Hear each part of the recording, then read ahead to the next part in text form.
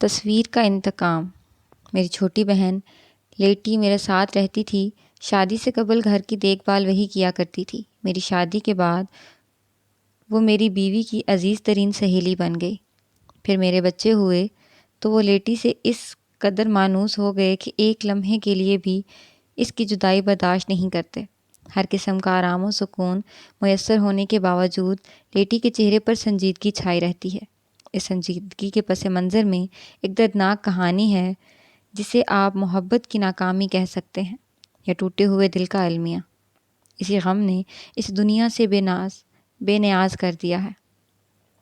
اب وہ حزن و ملال کا ایک حسین مجسمہ ہے۔ جارج میسن میری بیوی کا چچا زاد بھائی تھا۔ اس کی زندگی کا بیشتر حصہ سمندر میں ملاحی کی زندگی بسر کرنے میں گزرا تھا۔ اس کی اور لیٹی کی ملاقات میری شادی کے موقع پر ہوئی اور دونوں ایک دوسرے میں دلچسپی لینے لگے۔ جارج کے والد کی زندگی بھی سمندر میں گزری تھی اور قطب شمالی اور جنوبی کی مہم پر جانے والے ملاحوں کی مہم کا بانی وہی تھا، لیکن ناکام رہا۔ جارج نے اس ناکام مہم کو سر کرنے کا ارادہ کیا۔ اس کا یہ شوق فطری تھا۔ سیاحوں کی ایک ٹیم پائونیر نامی جہاز پر قطب شمالی کی مہم پر روانہ ہونے والی تھی۔ جارج بھی اس میں شامل تھا۔ لیٹی کو جارج کے اس ارادے سے بالکل اتفاق نہیں تھا، لیکن جارج نے اسے اطمینان دلایا کہ وہ اتنی دور نہیں جائیں گے کہ کسی مصیبت میں گرفتار ہو جائیں۔ چنانچہ لیٹی دل پر پتھر رکھ کر خاموش ہو گئی، لیکن وہ مطمئن نظر نہ آتی تھی۔ وہ بالکل نہ چاہتی تھی کہ جارج اتنے طویل عرصے کے لیے اس سے جدا ہو اور اس قدر پرخطر مہم پر جائے۔ اس کے چہرے پر اداسی کے بادل چھا جایا کرتے تھے۔ یہ اداسی اب اس کی زندگی کا جز بن گئی تھی۔ میرا چھوٹا بھائی ہیری ان دنوں مصوری کی تعلیم حاصل کر رہا تھا۔ تمام مصوروں کی طرح اس کے ذہن میں بھی فنی نظریات پروان چڑھ رہے تھے۔ اس کا کہنا تھا کہ جارج کے چہرے میں وہ تمام خوبیاں موجود ہیں جو ایک فنکار کی توجہ کا مرکز بن سکتی ہیں اور جن کو تخلیق کرنے میں ایک فنکار مسرت محسوس کر سکتا ہے۔ چنانچہ اس نے شب و روز کی محنت کے بعد جارج کی ایک قد آدم تصویر بنائی۔ تصویر بہت جاذب نظر تھی اور ہیری کی فنکارانہ صلاحیتوں کی عکاسی کرتی تھی۔ تصویر کا پس منظر بہت گہرا اور تاریک تھا۔ اس کی وجہ سے جارج کا سرخ چہرہ تصویر میں بہت نمایاں ہو گیا تھا، جیسے وہ تاریکیوں میں سے اچانک سامنے نکل آیا ہو۔ تصویر میں جارج کو صرف ایک ہاتھ نظر آتا تھا جس میں اس نے تلوار کے قبضے پر رکھا ہوا تھا۔ جارج اس تصویر کو دیکھ کر کہا کرتا تھا کہ وہ تصویر لیٹی کو بہت پسند تھی۔ اس نے اس پر نفیس فریم چڑھوانے کے بعد کھانے کے کمرے میں آویزاں کروا دی جہاں وہ ہماری نظروں کے سامنے رہتی۔ جارج کے رخصت ہونے کا وقت قریب آتا جا رہا تھا۔ پائونیر روانہ ہونے کے لیے بالکل تیار تھا اور ملاح صرف حکم کے منتظر تھے۔ جارج کی دوستی جہاز کے ڈاکٹر کے ساتھ ہو گئی۔ ایک روز جارج نے مجھ سے اپنے اس نئے دوست کا غائبانہ تعارف کراتے ہوئے کہا، بیچارہ بالکل تنہا ہے، میرے علاوہ اس کا کوئی دوست نہیں ہے۔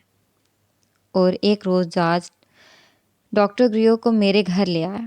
اس کے بعد بھی وہ ایک دو بار کھانے پہ ہمارے گھر آیا۔ سچ پوچھیے تو میں اس سے مل کر ذرا بھی خوش نہیں ہوا، بلکہ مجھے افسوس ہوا کہ میں نے ڈاکٹر گریو کو اپنے گھر آنے کی اجازت دی۔ وہ دراز قد کا نوجوان تھا۔ اس کے چہرے پر ایک عجیب قسم کی روشنی جھلکتی تھی۔ اس کی آنکھوں میں حیوانیت کی چمک تھی۔ بہرحال یہ شخص مجھے بالکل پسند نہ آیا۔ سب سے زیادہ ناگوار بات یہ تھی کہ وہ ضرورت سے زیادہ لیٹی کی سمت متوجہ نظر آتا تھا۔ اس حد تک لیٹی میں دلچسپی لینا مجھے قطعاً پسند نہ تھا۔ وہ ہر وقت لیٹی کے پیچھے لگا رہتا اور بالکل عاشقانہ انداز میں سے گفتگو کیا کرتا تھا۔ میں نے محسوس کیا کہ خود جارج کو بھی اس کی یہ حرکت پسند نہیں تھی، لیکن پھر بھی وہ دوستی کے خیال سے خاموش رہتا تھا۔ لیٹی کو بھی اس کا یہ رومانی انداز اچھا نہ لگتا تھا، لیکن ڈاکٹر کو ذرا بھی احساس نہیں تھا کہ وہ کیا کر رہا ہے۔ وہ بے حد خوش اور مطمئن نظر آتا تھا۔ میں نے ایک عجیب بات محسوس کی۔ جارج کی قد آدم تصویر کو دیکھ کر وہ مضطرب ہو جایا کرتا تھا۔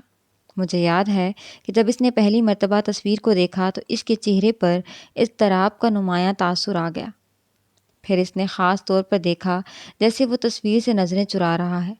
اس پر اضطرابی کیفیت طاری ہو گئی تھی، اور جب ڈنر کا وقت آیا تو اتفاق سے اسے تصویر کے بالکل مقابل جگہ ملی۔ وہ ذرا سا ہچکچایا لیکن کرسی پر بیٹھ گیا، مگر بیٹھتے ہی اٹھ کھڑا ہوا۔ یہ تصویر بہت عجیب ہے، اس نے کہا۔ معلوم نہیں کیا وجہ ہے کہ میں اس تصویر کے سامنے بیٹھ نہیں سکتا۔ تصویر میں تو کوئی ایسی بات نہیں ہے مسٹر گریو، میں نے کہا۔ معلوم نہیں آپ کیا محسوس کر رہے ہیں۔ مجھے مصوری سے کوئی لگاؤ نہیں ہے، اس نے کہا۔ یہ تصویر کچھ اس طرح گھورتی ہوئی معلوم ہوتی ہے کہ میں اس کی نظروں کی تاب نہیں لا سکتا۔ مصوری کے متعلق یہ احساس مجھے وراثت میں ملا ہے۔ میری ماں نے اپنے والدین کی مرضی کے خلاف شادی کی تھی، اور جب میں پیدا ہوا تو سنا ہے کہ ماں کے بچنے کی کوئی امید نہیں تھی۔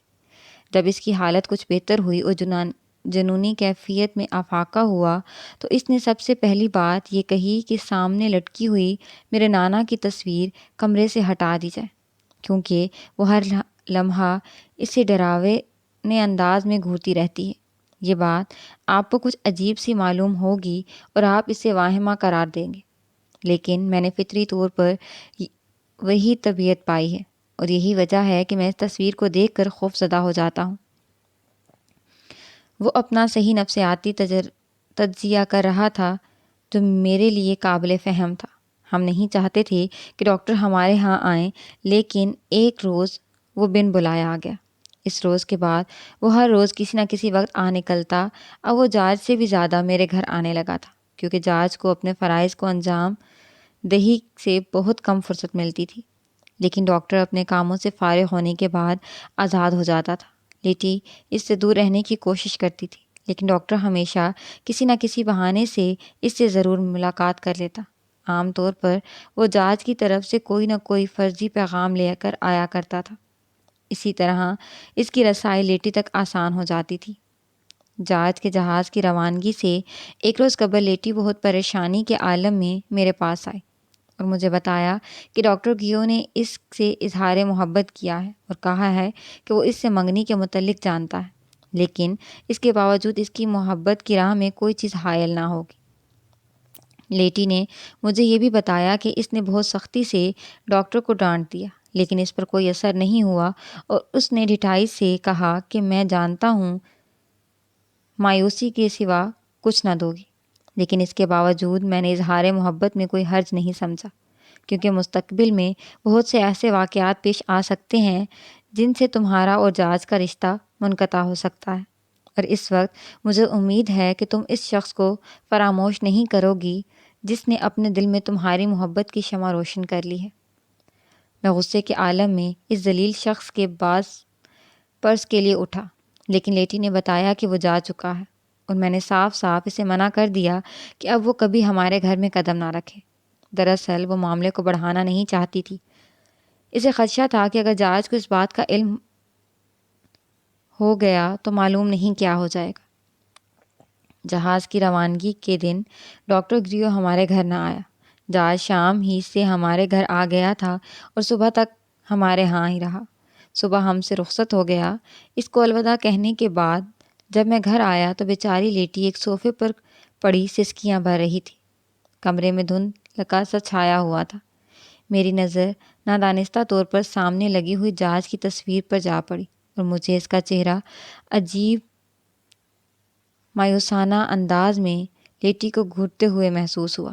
کسی نامعلوم جذبے کے تحت میں نے اس کے سامنے جا کھڑا ہوا اور اس تصویر کو دیکھنے لگا۔ میں نے دیکھا تصویر پر نمی سی تھی۔ میں نے سوچا کہ یہ لیٹی کے آنسوؤں کی نمی ہوگی، اور میں اس کی محبت کی دیوانگی کو خوب جانتا تھا۔ تھوڑے دنوں بعد ایک روز میں ہیری سے بات کر رہا تھا کہ لیٹی کسی حد تک جارج سے محبت کرتی ہے۔ اس ضمن میں نے اس واقعے کا بھی ذکر کر لیا۔ لیٹی نے قسم کھا کر کہا کہ وہ جارج کی تصویر کے قریب بھی نہیں گئی، اور نہ اس کا آنسو تصویر پر گرا ہے۔ دھندلکے کی وجہ سے رنگ کی چمک کو تم نے نمی سمجھ لیا ہوگا، ہیری نے کہا اور بات ٹال دی، لیکن مجھے یقین تھا کہ یہ بات ہرگز نہ تھی۔ میں نے جو کچھ دیکھا تھا وہ اتنا واضح اور نمایاں تھا کہ کسی غلطی کا امکان بھی نہ تھا۔ پائونیر جہاز اپنے مسافروں کو لے کر کچھ شمالی کی جانب روانہ ہو گیا۔ اس کے بعد لیٹی کو جارج کے 2 خط ملے۔ دوسرے خط میں جارج نے لکھا تھا کہ اب وہ شاید ہی کوئی خط لکھ سکے، کیونکہ وہ کچھ شمالی کے اس ویران علاقے میں داخل ہو چکے ہیں جہاں رست و رسائل کا سلسلہ ختم ہو جاتا ہے اور جس جگہ اب تک سیاحوں اور مہم جوؤں کے قدم نہیں پہنچے۔ وہ سب اس خطرناک مہم میں آگے بڑھ رہے تھے۔ ایک نئی منزل کی جستجو ان کو مسلسل آگے بڑھنے پر اکسا رہی تھی۔ وہ سب خوش و خرم تھے اور ڈاکٹر گریو بھی آزادی کے ساتھ ان کی دلچسپیوں میں شریک تھا، کیونکہ جہاز کی روانگی کے بعد سے اب تک صرف ایک شخص بیمار ہوا تھا۔ اس کے بعد ایک طویل خاموشی طاری ہو رہی اور پورا سال گزر گیا۔ بیچاری لیٹی کے لیے ہر لمحہ صبر آزما تھا۔ ایک مرتبہ اخبار کے ذریعے اس مہم کی خبر معلوم ہوئی۔ وہ بدستور کامیابی سے آگے بڑھتے چلے جا رہے تھے اور اب اس بحری علاقے میں پہنچ چکے تھے جہاں ہر سمت برف ہی برف تھی۔ آگے بڑھنا ممکن نہ تھا، اس لیے انہوں نے جہاز کو لنگر انداز کر دیا۔ ایک اداس شام کو ہم کھانے کے کمرے میں بیٹھے ہوئے تھے۔ کمرے کی کھڑکیاں کھلی ہوئی تھیں۔ لیٹی ایک صوفے کی پشت سے سر ٹکائے کسی سوچ میں غرق تھی۔ میں اس کے جذبات کو اچھی طرح سمجھتا تھا۔ ہیری کھڑکی کے پاس کھڑا باہر کا منظر دیکھ رہا تھا۔ میں میز کے پاس بیٹھا لیمپ کی روشنی میں اخبار پڑھ رہا تھا۔ اچانک میرے کمرے میں سردی کی لہر دوڑ گئی۔ ہوا کا ایک یخ جھونکا کمرے میں داخل ہوا تھا۔ کھڑکیوں کے پردے بالکل ساخت و جامد تھے، لیکن موت کی سی سرد لہر کمرے میں پھیل گئی۔ صرف ایک لمحے کے لیے میں اور لیٹی دونوں ایک ساتھ کپ کپا اٹھے۔ اس نے میری سمت دیکھا۔ کیسی سخت سردی ہو گئی تھی، میں تو کانپ اٹھی تھی۔ اس نے کہا، ہاں، سرد ہوا کی لہر سی آ گئی تھی۔ میں نے جواب دیا، جیسے یہ جھونکا سیدھا جہاز کے پاس سے آیا ہو۔ میں نے مسکراتے ہوئے کہا، وہ بیچارہ تو برفانی ہواؤں میں گھرا ہوا ہوگا۔ اسی لمحے میری نظر نادانستہ طور پر جہاز کی تصویر کی جانب اٹھ گئی، اور پھر جو کچھ میں نے دیکھا اس نے مجھے دم بخود کر دیا، اور خوف سے ایک بار پھر میرا دل کانپ اٹھا۔ کمرے میں ایک لیمپ روشن تھا، لیکن اس کی روشنی سے پورا کمرہ روشن نہ تھا۔ میری نظر جہاز کی تصویر پر پڑی اور میں نے ایک عجیب بھیانک منظر دیکھا۔ تصویر میں ایک حیرت انگیز تبدیلی ہوئی۔ میں نے بالکل نمایاں طور پر اس تبدیلی کو دیکھا، اتنا نمایاں اور واضح کہ کسی غلطی یا وہم کا قطعاً امکان نہ تھا۔ میں نے دیکھا کہ تصویر میں جارج کے سر کی جگہ اچانک ایک کھوپڑی نے لے لی ہے۔ ہڈیوں کی خالی اور بھیانک کھوپڑی کو میں نے غور سے دیکھا، لیکن یہ میرا واہمہ نہیں تھا۔ میں صاف طور پر اس کی آنکھوں کی جگہ 2 سوراخ دیکھ رہا تھا۔ اس کے کھلے ہوئے دانت خوفناک طور پر چمک رہے تھے۔ وہ صاف طور پر بلکہ گوشت پوش کی ایک کھوپڑی تھی۔ گالوں کی جگہ صرف چند ہڈیاں تھیں۔ موت کا چہرہ تھا، بھیانک موت کا۔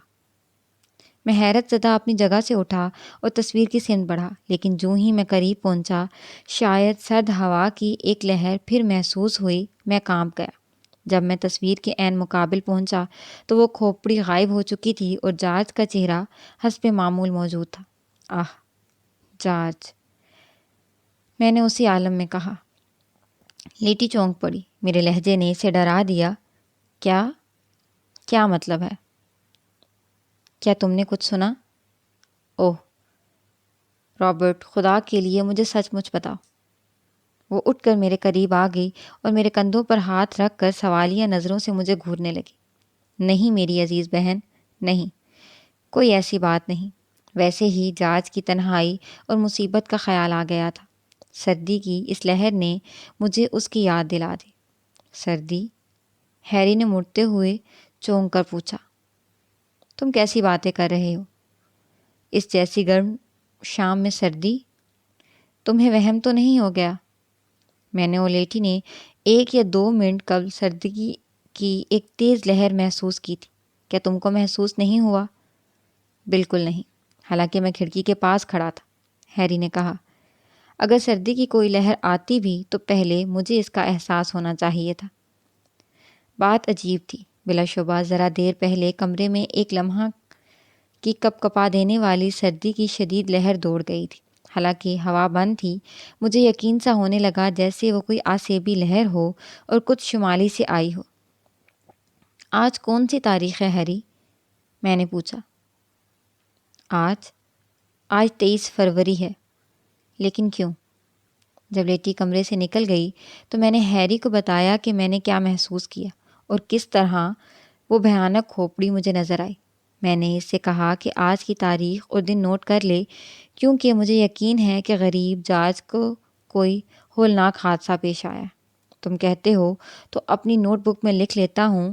رابرٹ، سچ پوچھو تو تم اور لیٹی مجھے واہمے کی مریض نظر آتے ہو۔ تم دونوں کا ہاضمہ ٹھیک معلوم نہیں ہوتا، اس لیے تم دونوں کو سردی محسوس ہوئی ہوگی، اور کھوپڑی محض تمہارا واہمہ ہے اور کچھ نہیں۔ میں نے اس سے بحث کرنا مناسب نہ سمجھا اور بات کو ٹال دیا، لیکن ہم دونوں نے اپنی اپنی نوٹ بک میں وہ تاریخ درج کر لی۔ لیٹی اپنے کمرے میں جا چکی تھی۔ تھوڑی دیر بعد میری بیوی آ گئی۔ تم لوگ کھڑکیاں کھول کر مت بیٹھا کرو، میری بیوی نے کہا۔ اس میں شک نہیں کہ آج کل موسم گرم ہے، مگر بعض اوقات ہوا کے سر جھونکے آ جاتے ہیں۔ لیٹی کو شدید سردی لگ گئی ہے اور وہ سردی سے کانپ رہی ہے۔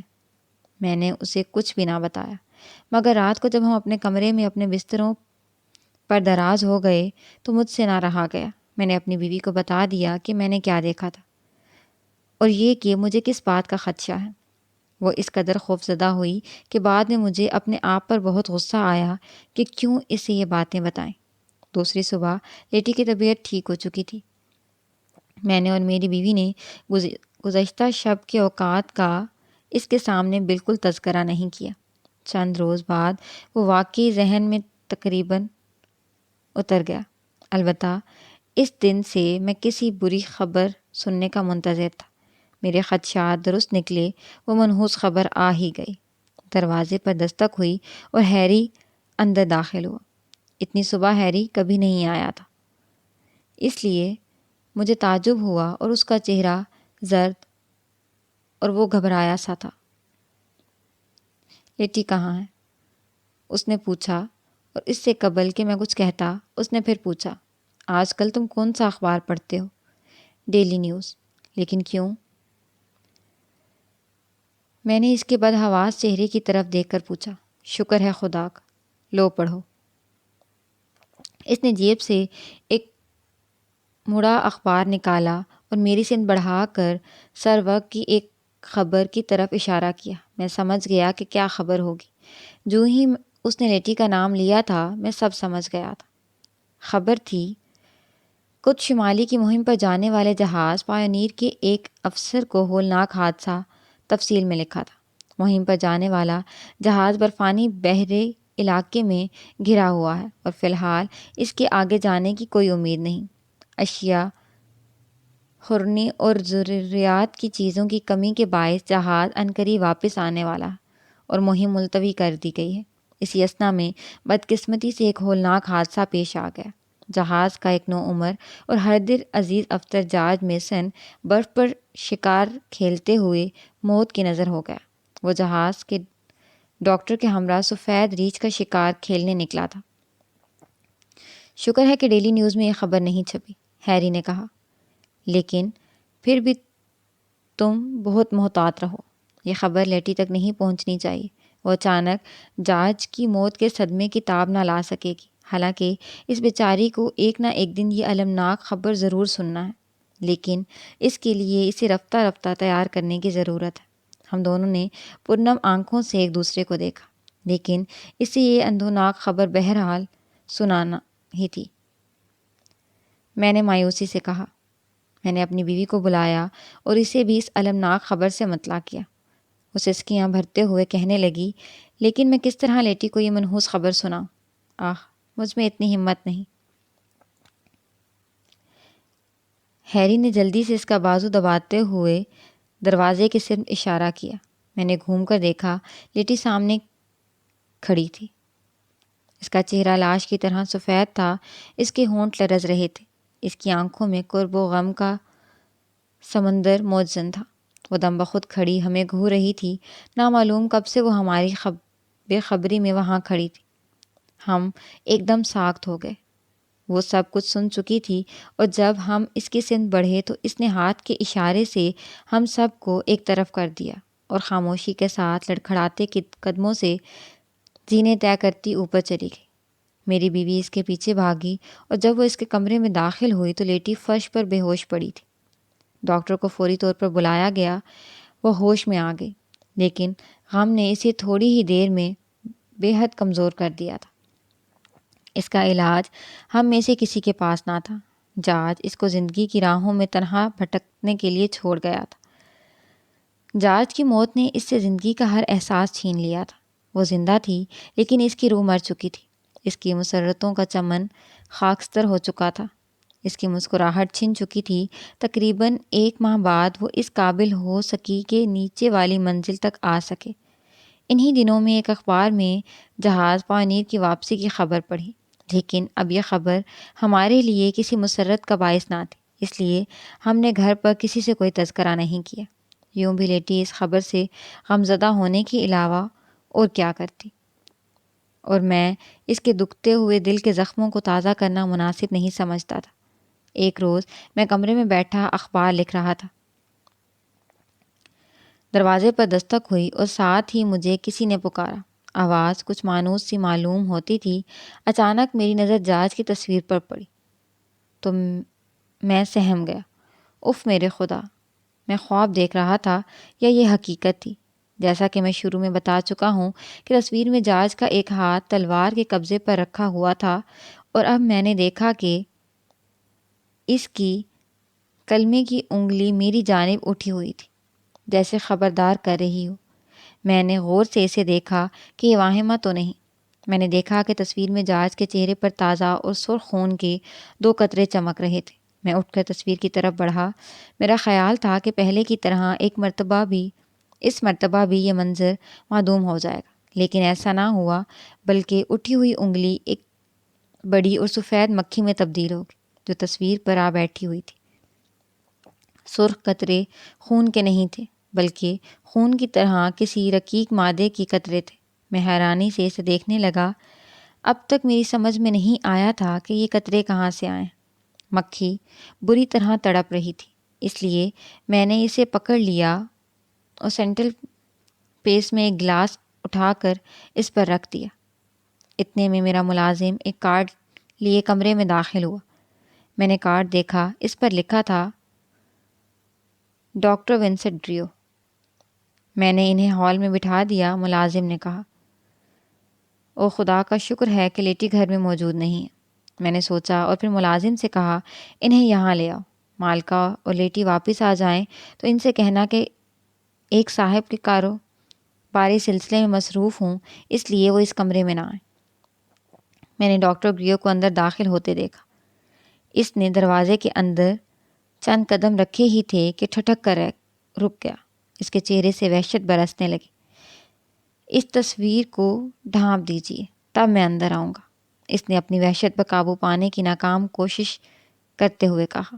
جارج کی تصویر دیکھ کر مجھے اب روحانی تکلیف ہوتی ہے، مگر میں اس کی وحشت کا راز سمجھ چکا تھا۔ میں نے میز سے میز پوش اٹھا کر تصویر پر ڈال دیا، اور تب ڈاکٹر گریو اندر داخل ہوا۔ وہ بہت لاغر اور کمزور نظر آ رہا تھا۔ اس کی آنکھوں کے گرد ہلکے پڑ چکے تھے اور خسار انداز کو اندر کو دھس چک گئے تھے۔ اس کے چہرے سے ایک عجیب قسم کی وحشت اور ہراس ٹپک رہا تھا۔ میں نے دیکھا کہ وہ رہ رہ کر چونک پڑتا ہے اور ادھر ادھر دیکھنے لگتا ہے، جیسے کسی شخص سے خوف زدہ ہو یا جیسے اسے ڈر ہو کہ کوئی اچانک پیچھے سے حملہ کر دے گا۔ میں نے کبھی اسے پسندیدگی کی نظروں سے نہیں دیکھا تھا، اور اب تو یہ ناپسندیدگی شدید نفرت میں تبدیل ہو گئی تھی۔ میں اس سے گفتگو کو بھی تیار نہ تھا۔ میں نے اس سے صاف صاف کہہ دیا تھا کہ مجھے اس کی آمد سے قطعاً کوئی خوشی نہیں ہوئی، اور یہ کہ اب آئندہ میرے گھر آنے کی زحمت گوارا نہ کرے۔ میں صرف اس قدر اجازت دے سکتا ہوں کہ وہ جارج کی موت کے متعلق تمام واقعات سنا دے، لیکن اسے کسی حالت میں بھی اپنی بہن سے ملنے کی اجازت نہیں دوں گا۔ اس نے خاموشی سے میری باتوں کو سنا اور پھر ایک طویل ٹھنڈی سانس لی۔ تھوڑی دیر تک وہ خلا میں گھورتا رہا، پھر اس نے بتایا کہ وہ 23 فروری کا منحوس دن تھا۔ جارج اور وہ سفید ریچھ کے شکار پر گئے تھے کہ دور ایک برف سے ڈھکی ہوئی پہاڑ پر انہیں ریچھ کا ایک جوڑا نظر آیا۔ وہ اس کے تعاقب میں روانہ ہو گئے۔ اسی سمت میں ایک گہری کھائی تھی، برف کی وجہ سے ڈھکی ہوئی تھی۔ اوپر پہنچ کر جہاز ریچھ کا نشانہ لینے کے لیے ڈھلوان کے سمت اترنے لگا۔ میں نے چیخ کر اسے منع کیا اور اسے خبردار کیا کہ ڈھلوان پر اترنا خطرناک ہے، اور میری آواز پر چونک کر رکا اور واپس مڑنے لگا کہ اچانک اس کا پاؤں پھسل گیا اور وہ چکنی ڈھلوان سے لڑک گیا۔ میں خوف سے چیخ مار کر اس کی سمت لپکا اور فوراً اپنا کوٹ اتار کر بندوق سے باندھ کر اس کی سمت بڑھایا، لیکن اتنی دیر میں وہ بہت نیچے جا چکا تھا اور میری پہنچ سے باہر تھا۔ اس کے بچاؤ کی اس وقت اور کوئی صورت بھی نہ تھی۔ جہاز نے چلا کر مجھے الوداع کہا کہ میں آپ اور لیٹی تک اس کا آخری سلام پہنچا دوں۔ ڈاکٹر کی آواز لرزا رہی تھی اور دوسرے لمحے سب کچھ ہی ختم ہو گیا۔ جہاز تیزی سے گہرائیوں کی طرف پھسلتے ہوئے ایک بار پھر مجھے نظر آیا اور پھر موت کی اس گہری کھائی میں روپوش ہو گیا۔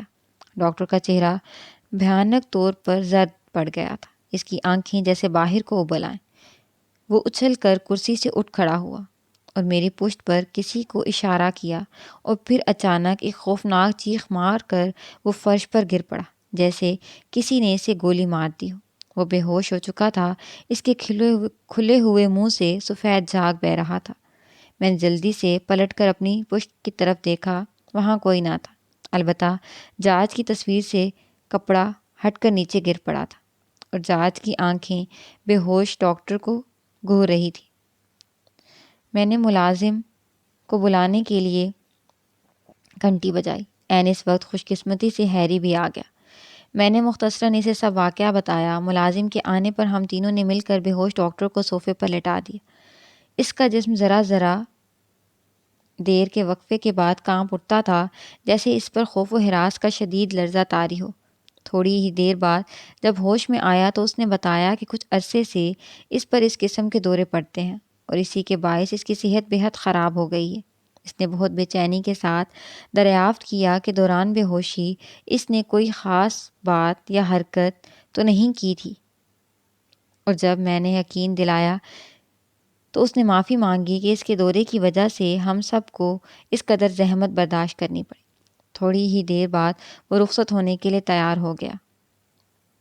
اس کی نظر سینٹرل پیس پر رکھے ہوئے گلاس پر پڑی جس میں میں نے جہاز کی تصویر سے وہ سفید مکھی پکڑ کر ڈالی تھی۔ اوہ، تو میری آمد سے قبل ہی پائونیر جہاز سے کوئی یہاں آ چکا ہے، اس نے اضطراب سے ساتھ کہا۔ نہیں تو یہاں تم سے پہلے اور کوئی نہیں آیا، میں نے حیرت سے کہا۔ تو پھر یہ مکھی کہاں سے آئی؟ یہ دنیا کے اس حصے میں کہیں بھی نہیں پائی جاتی، صرف کچھ شمالی کے آخری حدود میں ایسی مکھیاں ہوتی ہیں۔ یہ آپ کو کہاں سے ملی؟ یہ تو میں نے اس کمرے میں سے پکڑی تھی۔ میں نے دانستہ طور پر جہاز کی تصویر کا ذکر نہ کیا۔ تعجب ہے، تو یہاں بھی خون کی بارش ہوئی ہوگی؟ کیا مطلب؟ میں نے حیرانی سے پوچھا۔ یہ مکھیاں بڑی عجیب ہوتی ہیں، اس نے کہا۔ اپنے جسم سے خون کی طرح ایک رقیق مادہ رستا رہتا ہے۔ کچھ شمالی کے بعض برفانی علاقوں میں اکثر دور دور تک ایسے سرخ قطرے بکھرے ہوئے نظر آتے ہیں۔ ایسا معلوم ہوتا ہے کہ سفید سفید برف پر خون کی بارش ہوئی ہو، حالانکہ وہ اس مکھی کے پیٹ سے رستا ہوا مادہ ہوتا ہے۔ ڈاکٹر کے جانے کے بعد میں نے دیکھا تو گلاس کی تہہ میں بھی متعدد سرخ قطرے چمک رہے تھے۔ میں یوں ہی حالیہ واقعے کے متعلق سوچتا ہوا سڑک کی جانب کھلنے والی کھڑکی کے پاس جا کھڑا ہوا۔ میں نے ڈاکٹر کو گیٹ سے باہر نکلتے ہوئے دیکھا۔ جب وہ سڑک پر آیا تو اچانک مجھے ایک بہت عجیب بات نظر آئی۔ میں نے جلدی سے ہیری کو پکارا، وہ فوراً ہی میرے پاس آ گیا۔ کیا بات ہے رابرٹ؟ تم ایک مصور ہو، مجھے بتاؤ کہ اس جاتے ہوئے شخص میں تمہیں کوئی غیر معمولی بات نظر آ رہی ہے؟ نہیں، کچھ نہیں، ہیری نے اسے دیکھتے ہوئے کہا، لیکن پھر فوراً ہی اس کا لہجہ تبدیل ہو گیا۔ ہاں ہاں، میرے خدایا، یہ کیا؟ اس کی دو پرچھائیاں ہیں۔ اور پھر مجھے خیال آیا کہ ڈاکٹر کیوں چونک چونک کر ادھر ادھر دیکھتا رہتا تھا۔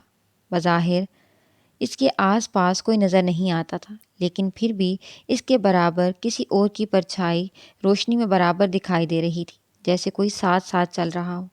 میں اور ہیری حیرت زدہ اسے دیکھتے رہے۔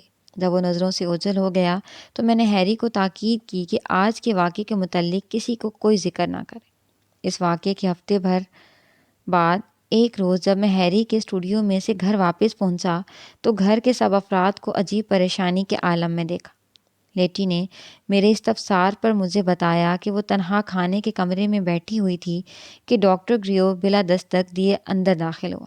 لیٹی نے دیکھا کہ وہ جاج کی تصویر سے نظریں چرا رہا تھا، اس لیے بجائے اس کے سامنے بیٹھنے کے وہ جاج کی تصویر کے نیچے رکھے ہوئے صوفے پر بیٹھ گیا۔ لیٹی نے اسے فوراً باہر نکل جانے کے لیے کہا، لیکن اس نے کوئی توجہ کیے بغیر اظہار محبت شروع کر دیا۔ اتنے میں جاج کی تصویر دیوار پر سے اس زور سے ڈاکٹر کے سر پر گری کہ وہ بے ہوش ہو گیا۔ لیٹی نے ملازموں کی مدد سے اسے اوپر میرے کمرے میں لے جا کر لٹا دیا۔ اس کے بعد ڈاکٹر کو بلوایا، جس نے زخم دیکھنے کے بعد بتایا کہ زخم گہرا ہے، لیکن تعجب ہے کہ ڈاکٹر گریو کو دماغی بخار کیوں کر ہو گیا ہے۔ جب لیٹی نے بتایا کہ وہ حال میں ہی میں کچھ شمالی کی مہم سے واپس آیا ہے تو ڈاکٹر نے خیال ظاہر کیا کہ ممکن ہے وہاں کی صحبتوں نے اس کے دماغ کو کمزور کر دیا۔ میں نے فوری طور پر ڈاکٹر گریو کی تیمارداری کے لیے ایک نرس کو مقرر کر دیا۔ اسی رات کو نصف شب کا واقعہ ہے کہ ایک بھیانک چیخ سے میری آنکھ کھل گئی۔ میں بھاگا ہوا ڈاکٹر کے کمرے میں پہنچا۔ لیٹی مجھ سے پہلے پہنچ کر فرش پر بے ہوش پڑی ہوئی نرس کو اٹھا رہی تھی۔ ڈاکٹر پر پڑا گہری سانسیں لے رہا تھا۔ نرس نے ہوش میں آنے کے بعد بتایا کہ ڈاکٹر گریو اچانک جنون کے عالم میں اٹھ کر بیٹھ گیا تھا۔ وہ ایسی خوفناک اور بہکی باتیں کر رہا تھا کہ نرس جا کر لیٹی کو بلا لائے اور ان کی نظر ایک ساتھ مسحری پر پڑی۔ خوفزدہ نرس نے جب دیکھا کہ مسحری پر دوہری پرچھائیاں ہیں تو چیخ مار کر بے ہوش ہو گئی، لیکن لیٹی نے جنون میں بکتے ہوئے ڈاکٹر کے الفاظ سن لیے جو اعتراف جرم سے کم نہیں تھے۔ وہ اپنے بستر پر بیٹھا ہوا مسلسل کسی کو گھور رہا تھا اور خوف اور دہشت سے لرزتے ہوئے لہجے میں کہہ رہا تھا، تم جانتے ہو میں نے جان بوجھ کر جرم نہیں کیا تھا، مجھ پر اچانک دیوانگی کا دورہ پڑ گیا تھا، میں کسی صورت میں بھی لیٹی کی محبت کو اپنے دل سے نہیں نکال سکتا تھا۔ اس کا معصوم چہرہ، اس کے حسن، اس کی محبت نے میرے دل میں ایک جنونی کیفیت طاری کر دی تھی، ورنہ میں کبھی تمہیں اس پہاڑی سے دھکا نہ دیتا۔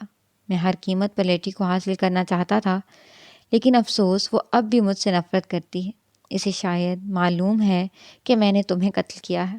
یہ واقعہ لیٹی مجھے اپنے کمرے میں سنا رہی تھی کہ اچانک نرس جو ہوش میں آنے کے بعد دوبارہ ڈاکٹر کی دیکھ بھال کر رہی تھی بھاگتی ہوئی آئی۔ ڈاکٹر گریو کہیں چلا گیا ہے۔ وہ جنون کے عالم میں اٹھا اور بھاگ گیا۔